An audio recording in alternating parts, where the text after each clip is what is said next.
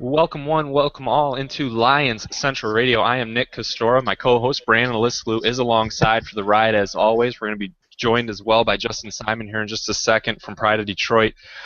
Brandon, big win for the Lions this week, taking care of the Jets. They find a way to win the ball game, 24-17, improved to 3-1 on the season. As always, we kick off the show by our biggest takeaways before we later on we'll get into the Buffalo matchup and Jim Schwartz facing off against former coach. But for now, it's focusing on this big win over the Jets and winning in new and unique ways that they haven't already this season. What was your biggest takeaway here? Well, for me, it's the fact that they won without Calvin Johnson. Yes, he was on the field, and I'm sure at least he did draw some coverage at times because Rex Ryan is many things, but defensively stupid isn't one of them. And so, Golden Tate really stepped up. He's a little bit better than Chris Durham, it turns out. He can get separation, hold on to the ball, break tackles, pick up first downs. I'm not sure if I missed anything there, but he ended up with 8 catches for 116 yards.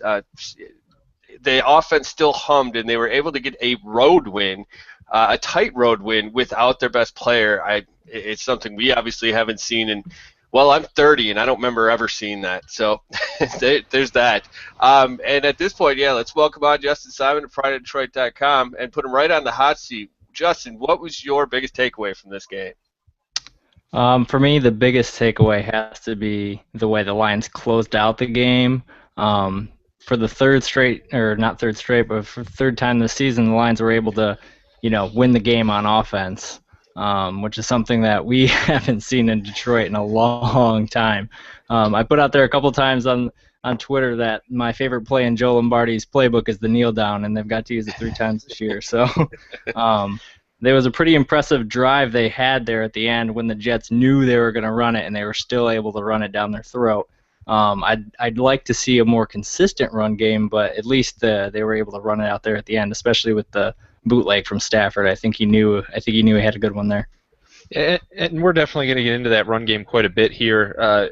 Kind of following up on what you said, no turnovers in this one. They found a way to win the game, and they didn't turn the ball over at all in the process.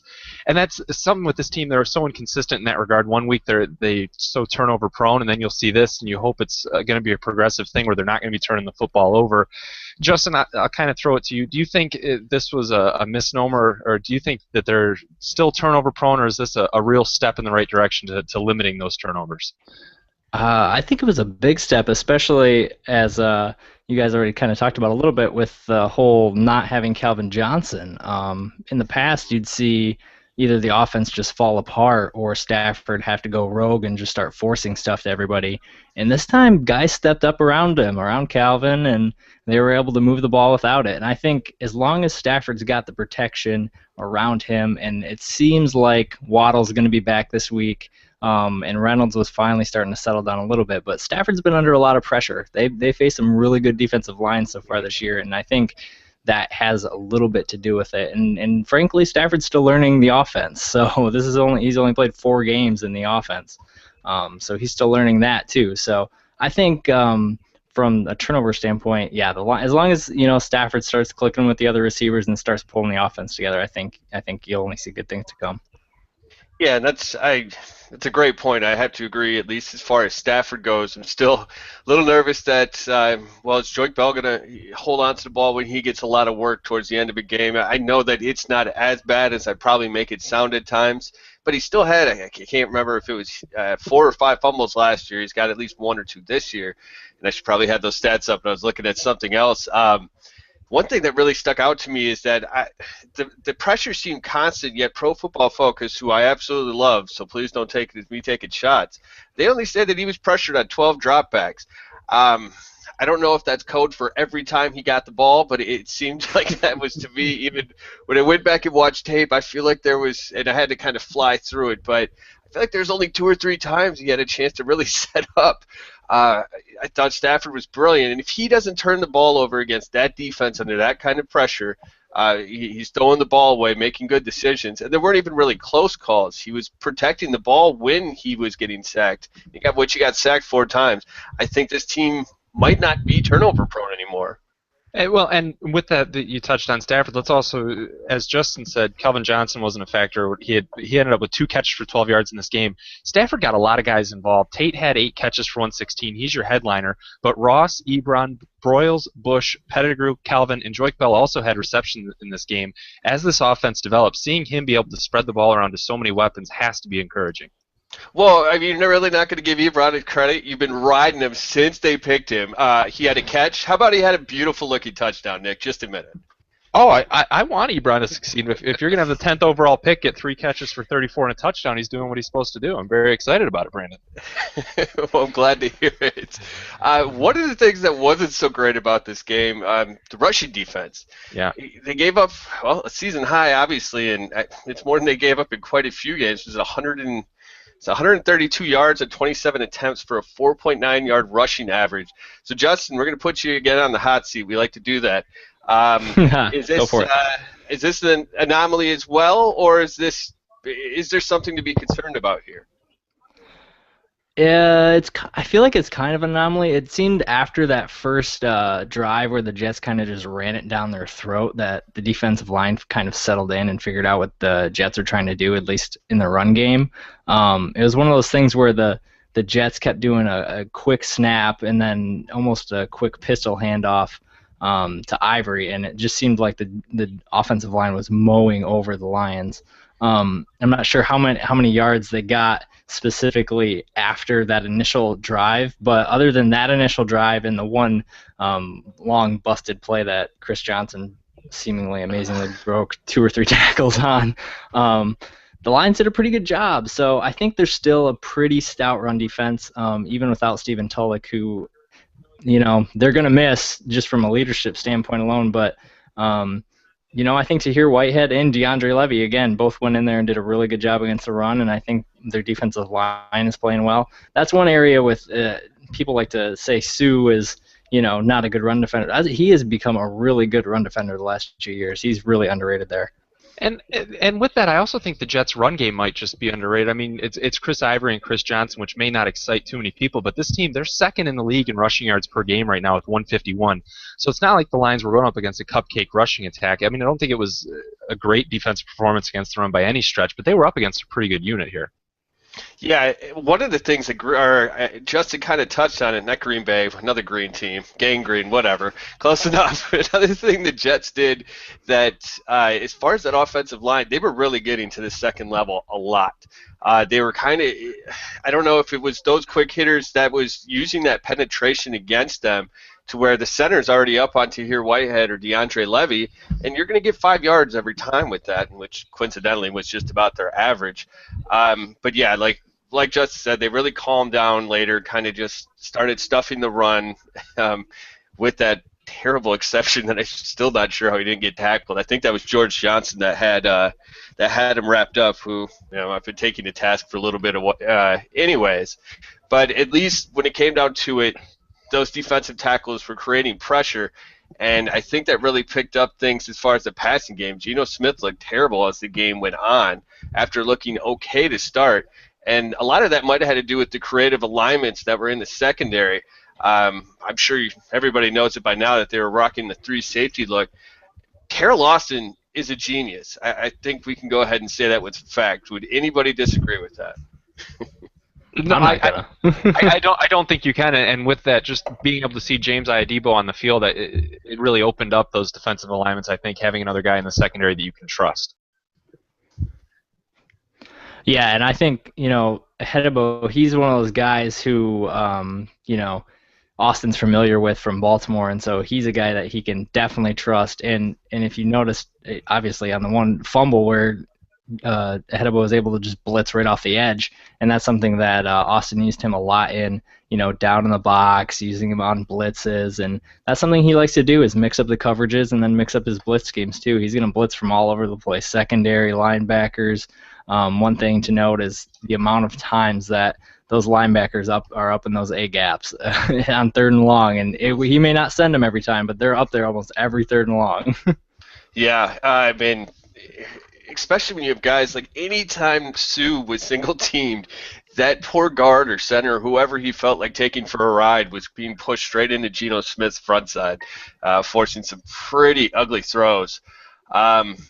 One of the things that you kind of touched on earlier that we wanted to at least bring up is that when that defense did give up a 14, or I'm sorry, I've got this mixed up here on our thing here, but let's just move on. Sorry about that. One of the things that wasn't as great, as well as the pass rush or the defensive rushing allowance. Good Lord, Nick, maybe you need to take over. Well, yeah, Brandon, go ahead and take a breather here. One thing that I wanted to touch on that was next up in our rotation here was seeing in the third quarter the Jets went and Eric Decker scored, and that made our lead 17, or Detroit's lead 17-10. And I thought it was just really impressive how Detroit answered that score and was able to maintain their lead as they went down with their own 14-play, 90-yard drive. And it's something that I think we've touched on before, Brandon, is just wanting to see this team really respond when their backs are against the wall and that other team does pressure them. Justin, did you? I don't want to overstate this, but did you learn anything about this team during that drive? I thought it was really impressive how long it was and the length of the field that they had to go. Yeah, I think I touched on this a little bit in an article that I put out today on Part of Detroit, but I think the Lions are kind of figured out how to finish games, and that includes the final drive that we already talked about, but that includes the 90-yard drive too. These aren't drives that we used to see out of the Lions when they still had the lead.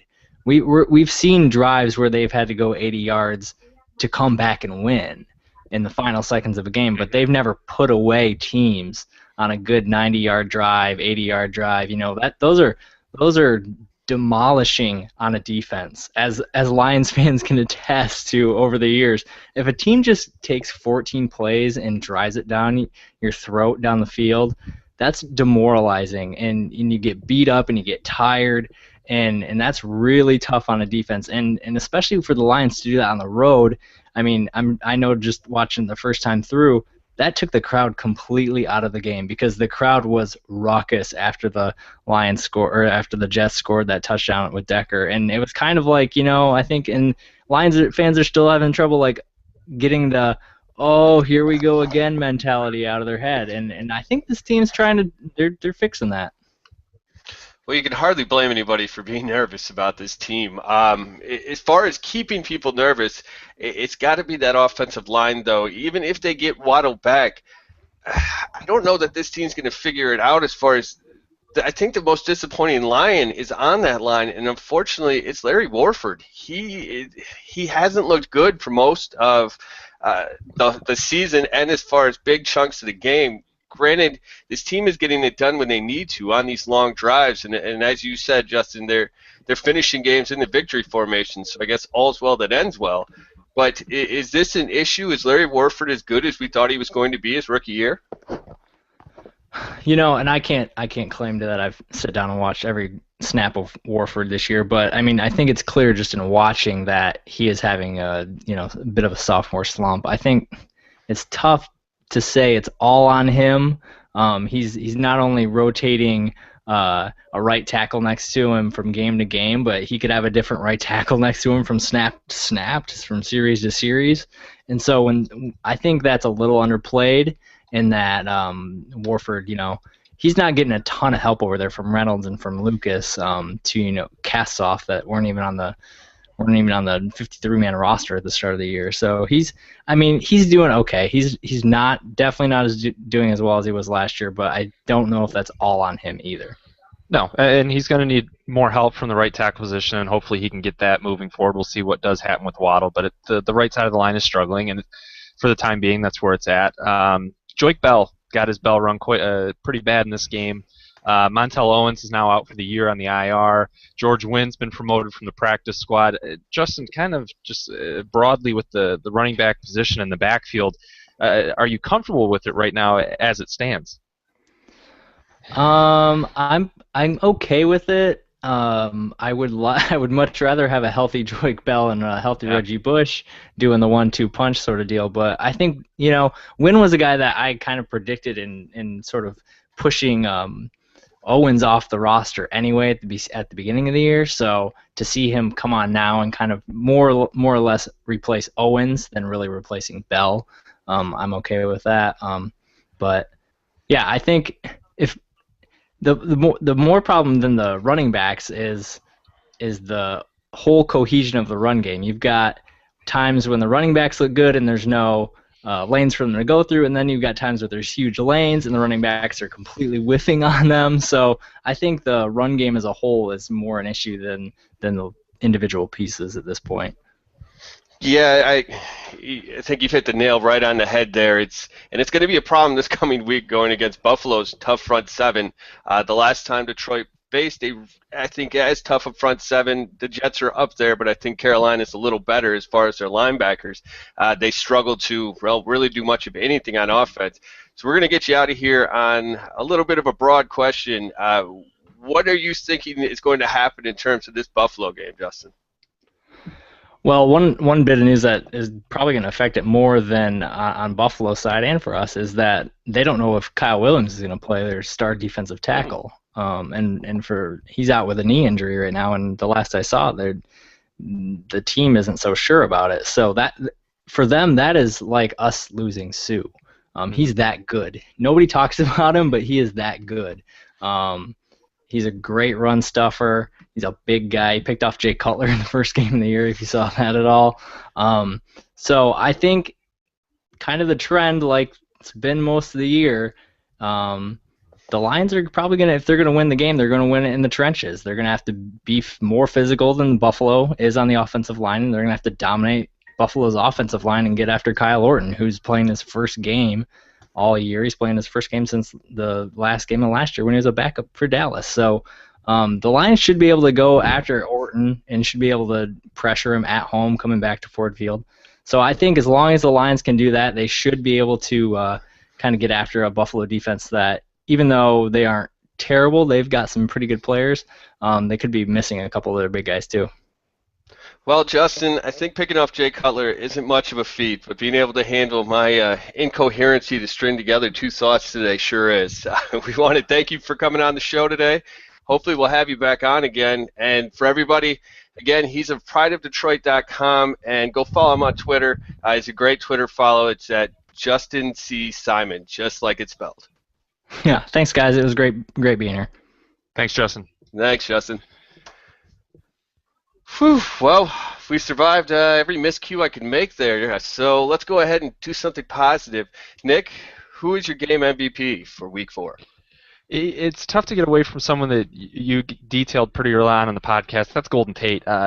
Calvin Johnson wasn't himself, obviously. 2 catches, 12 yards. I mean, there just wasn't anything to him here.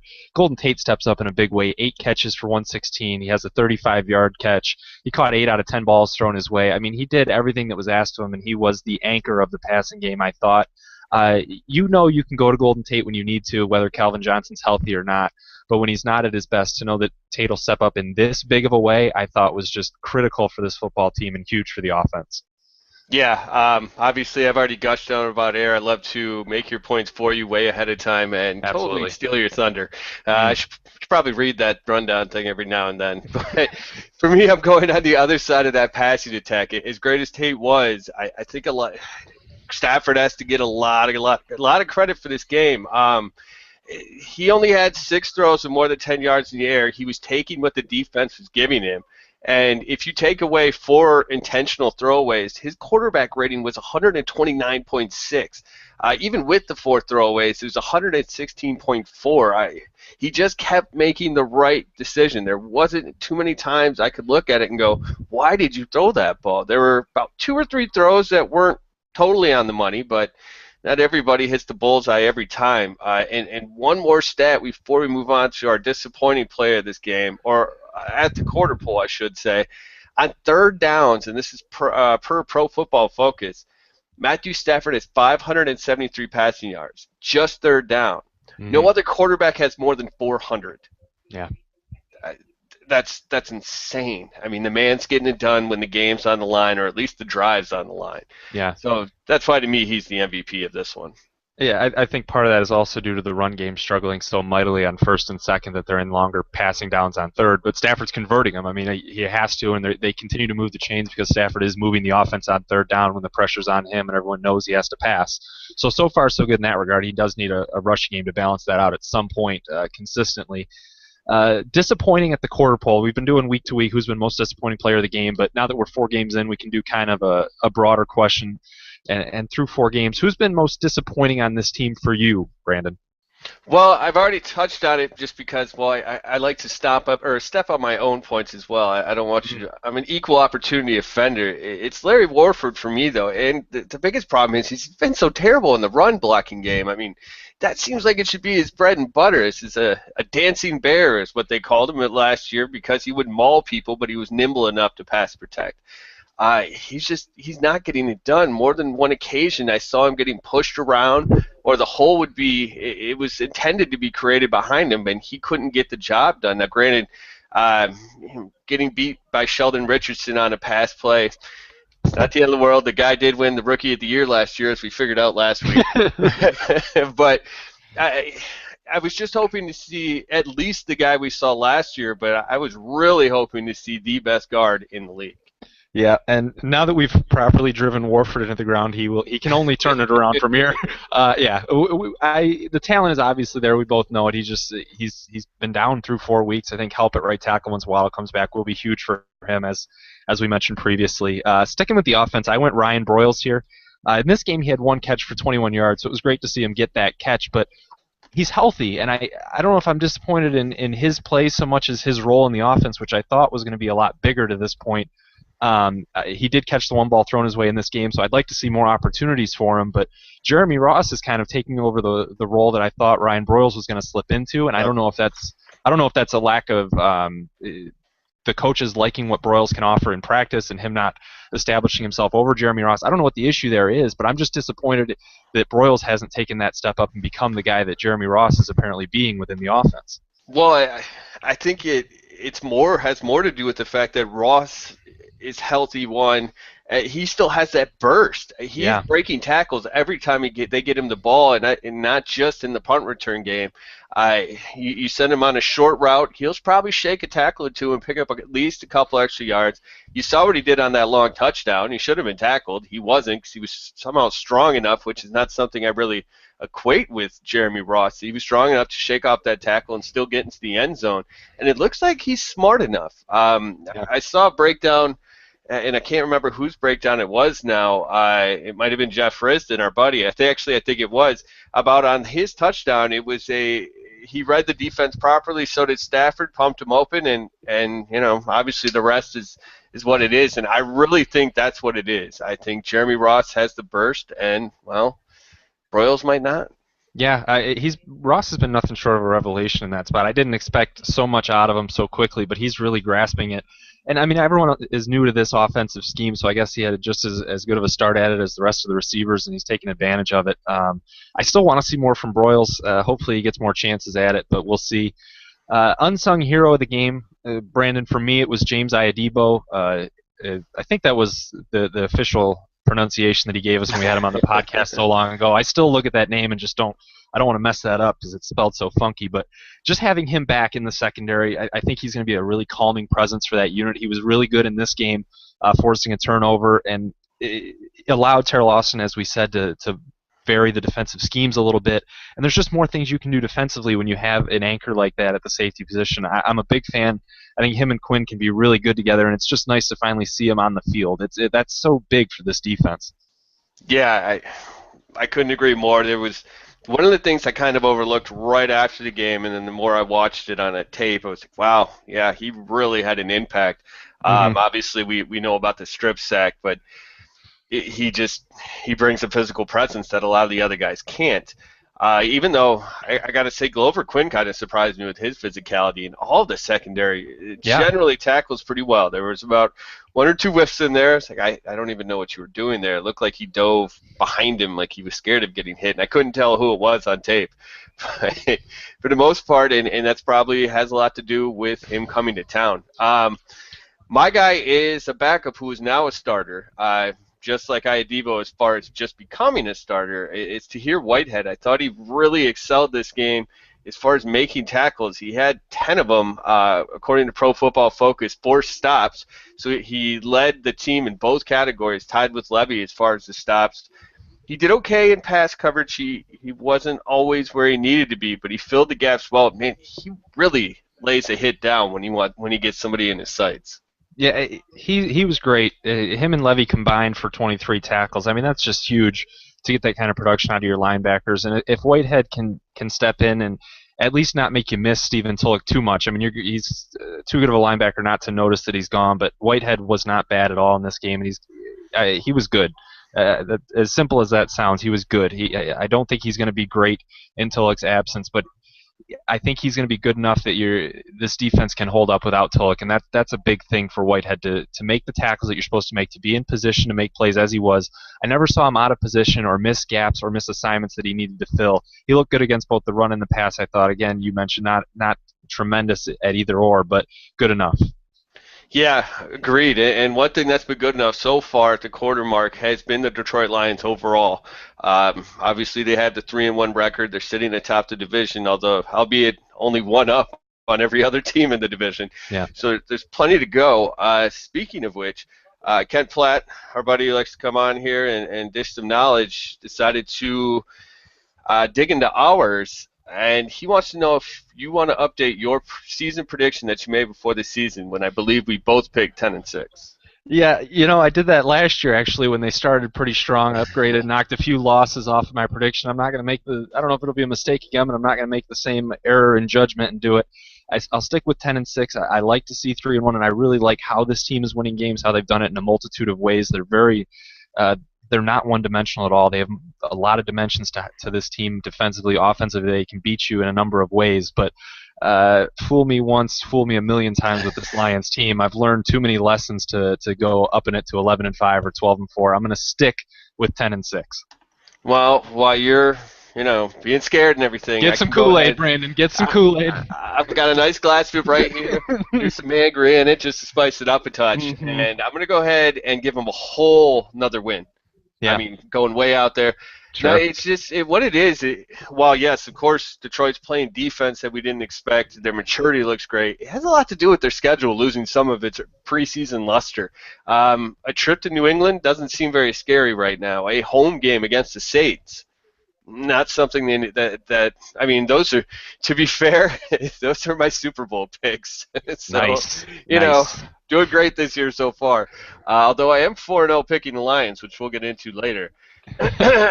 But no, at this point, I think they get up to 11 wins. The Falcons, you can't really tell what they are, but they don't look great. There isn't a team left on their schedule that you can look at and say, oh, that's definitely a loss.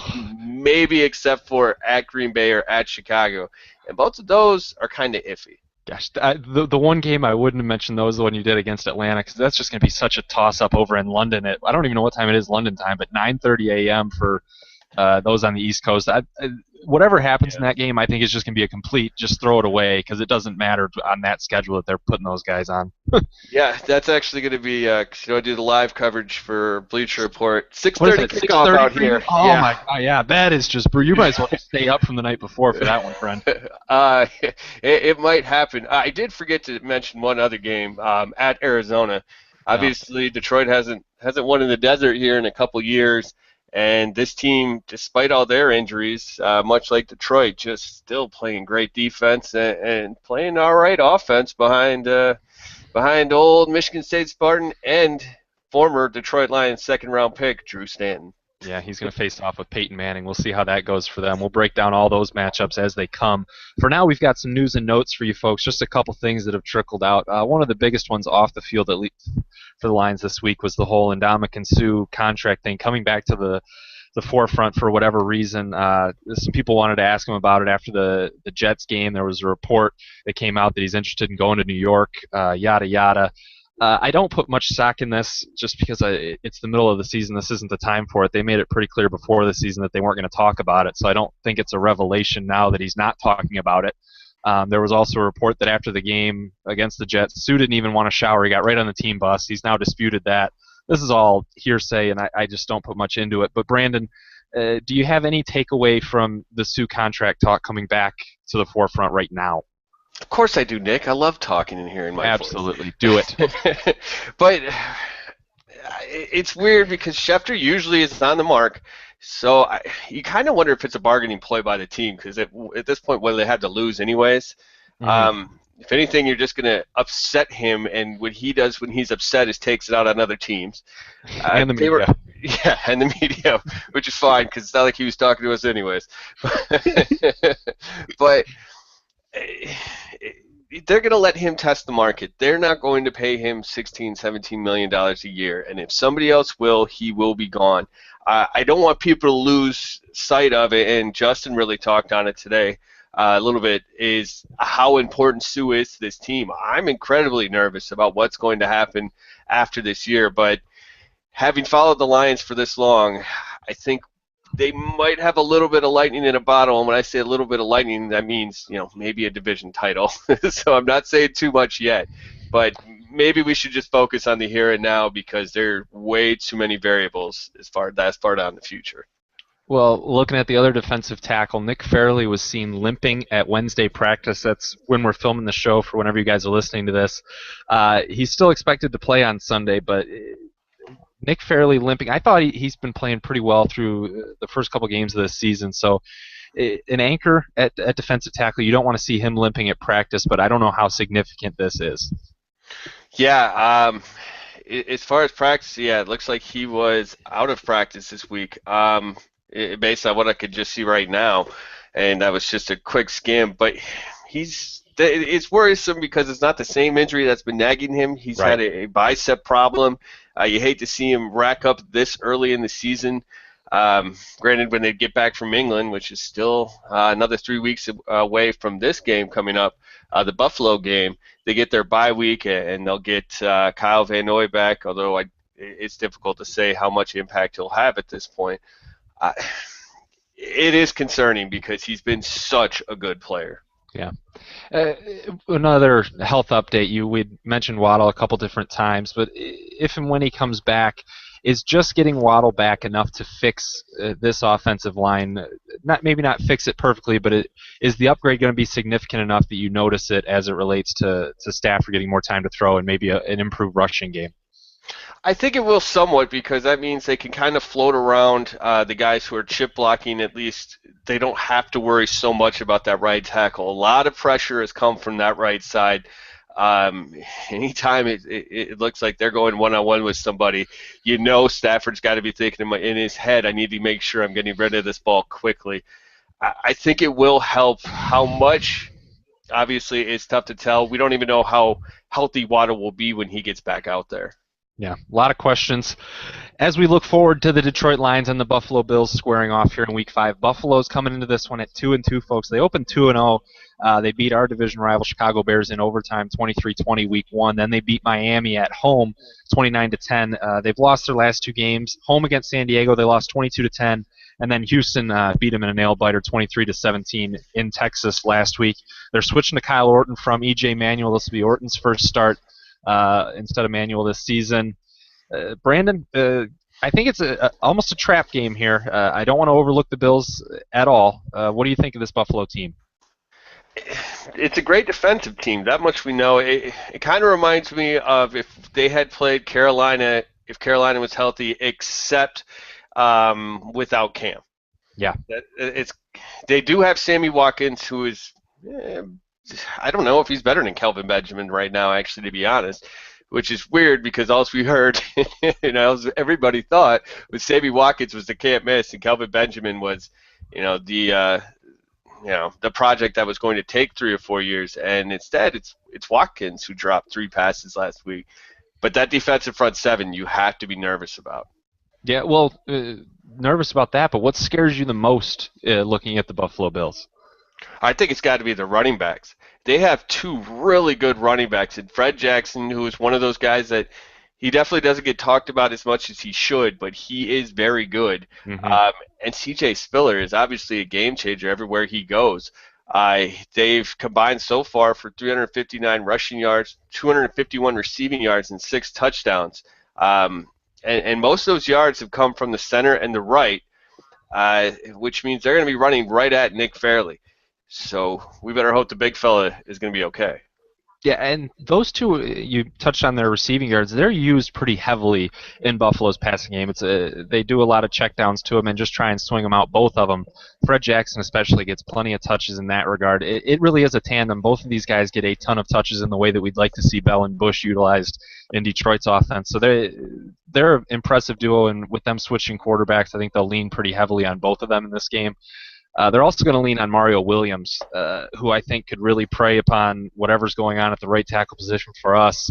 It's just so unknown at this point. Is it Waddle or is it sticking with Richards? I don't know. But having Mario Williams up against either of them is a really scary proposition. Yeah, you got to worry about Mario Williams. I mean, we're working the hard hitting stuff here, but yeah, these are definitely the three guys you need to be nervous about. I didn't know about Kyle Williams though until Justin brought that up. I had done research. I had not looked at Buffalo's injury report yet. That could be huge because obviously the middle of that line. While Dominic Raiola had a great game last week. Which, it was nice to see, obviously, when they were putting away the game there, they were running right behind, not Waddle, Warford and Dominic Raiola, just trying to keep my streak going today. and they were plowing through holes. If you don't have Kyle Williams in the middle there, it opens a gaping hole in the middle as opposed to running into a wall. Well, yeah, Buffalo is third in the league, allowing only 71.5 rushing yards per game to opposing offenses. If he's out, that really will open up some lanes for Detroit that aren't going to be there regardless. And so it's still up in the air at this point. Again, it's only Wednesday as we're recording this. Hopefully we can give you some updates on Facebook and Twitter as we find out more. But obviously the rushing game isn't expected to be a huge advantage for Detroit. It's a disadvantage. Where do you see Detroit's biggest advantage coming in this game?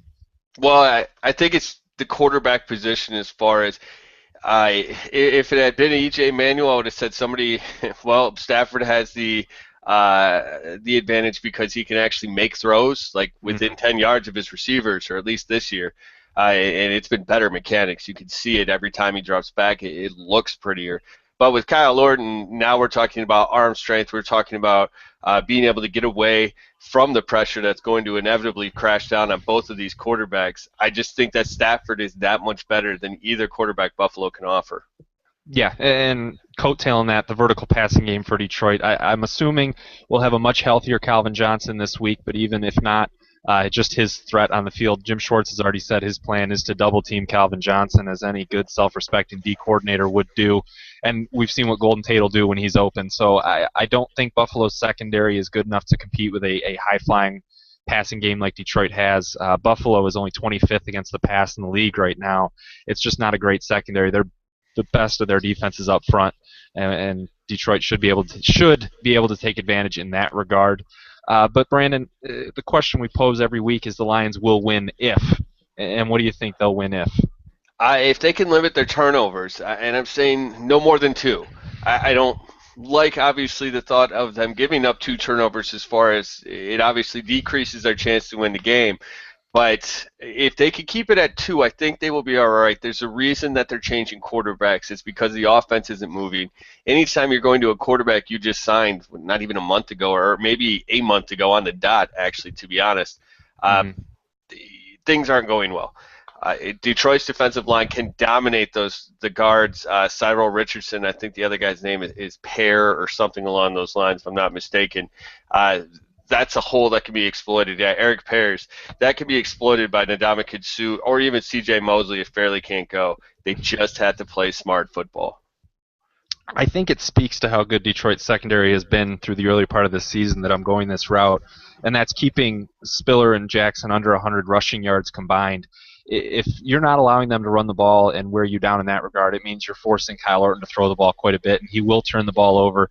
And this secondary has been good enough that a lot of passes against them aren't going to work out in your favor, as we saw against the Packers a couple weeks ago especially. So if you're keeping their rushing game under 100 yards, I think that is just a huge step towards winning this ball game and getting you to the final score of... For me, I've got the Lions pulling this one out 24-13. I don't see them pulling away. I don't know that they're going to have all their offensive weapons healthy. Calvin Johnson feels better, but what does that mean when he was already saying at the end of last game, like, no, I'm not even close to 90%. Mm-hmm. So with Adrian Waddle, we don't know what he's going to be. We don't know what Joique Bell is going to be. I see a tightly contested ball game, which unfortunately for Buffalo, they don't have the offense to handle. Yeah, I think Detroit's offense is going for 31 in this game, a little bit. Another touchdown from last week. I really don't like Buffalo's secondary much at all, and I think this is where Detroit, much like in Week 1, really just attacks vertically, like I mentioned. Give me 20 for Buffalo, just out of respect for Jackson and Spiller. I put that on the dock before I saw Orton was in for Manuel. I don't think that's much of a downgrade or too much of a change for what their offense can do or is going to try to do. They're going to try and feed Jackson and Spiller quite a bit and get Watkins his touches when they can. Give me 20 points for the Bills out of respect. I wouldn't be surprised if it is lower than that, but I'll go 31-20 on this one. And that leads into our bold predictions, Brandon. What are you thinking here? Well, in that vein, that we obviously see this game playing out pretty differently, but we both are on the Detroit side of it. Mm-hmm. I touched on. I don't know that Calvin's going to be out there. I think that Reggie Bush is going to get 100 total yards in this game. It's something he hasn't done yet this year. He was obviously as close gets with 99 against Green Bay. We saw some things out of him last week where he was hitting the circle button, he was hitting L1. Just making guys miss. There was a play, I think, on the last drive of the game where he should have been tackled for a 5-yard loss. Instead, he picks up 5 yards past the line of scrimmage. As long as they don't try to bang him too much in the middle, I don't know if it's not Bell, then give it to Riddick.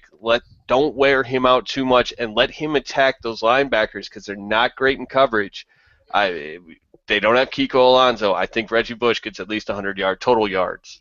Yeah, we'd love to see it. The inconsistency out of that backfield has just been terrible to see throughout the early part of the season. We've, at different points, both gone with a prediction for something positive out of this backfield, and it hasn't really worked out for either of us yet. So let's hope you get it right in that regard. I think Mario Williams, as I already mentioned, is a freak and is going to really be dominant for Buffalo in this game, attacking our right tackles. I've got at least 3 tackles for loss for Williams, who can go quiet for long stretches, and maybe he just doesn't have the energy or the wherewithal to try in this game. That's happened plenty of times with him. But I think when he's up against a really weak opponent, which he will be against our right tackle, he'll take advantage.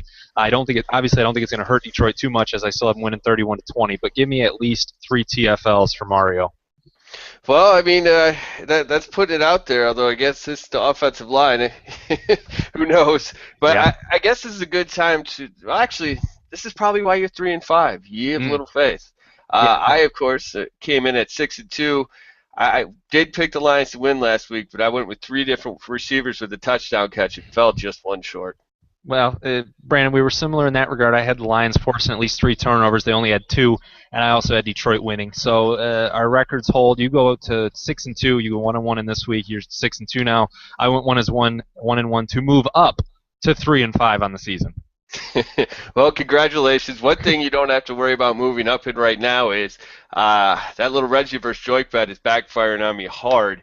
I thought Joique Bell would be the one to stay healthier, and granted, we're only a quarter way into the season, but Reggie now has 50 points, while Joique only has 36, although, gosh, he came within a yard of a touchdown. I was getting excited for it. I was going to go ahead and start yelling at you, but instead, I guess everybody can now just jump on social media and yell at me because, folks, you can find us on Facebook at Lions Central Radio. You can also find the show on Twitter at Lions Central PFC. You can find me on Twitter at Brandon Alisoglu. That's ALISOGLU. And you can find Nick, if you really want to, Nick Kostora, Kostora. Beautiful. Thank you so much, Brandon. Your enthusiasm always gets me going to end the show here. We will break down this Buffalo Bills-Detroit Lions game in full on next week's show. And again, we'll look forward, as always. Continue dropping the lines in the mailbag. We always appreciate them. We love talking to you guys, as we mention every week. It's important to us. That's why we mention it so darn much. For Brandon Alisoglu, I am Nick Kostora. Thank you so much for tuning in to Lions Central Radio.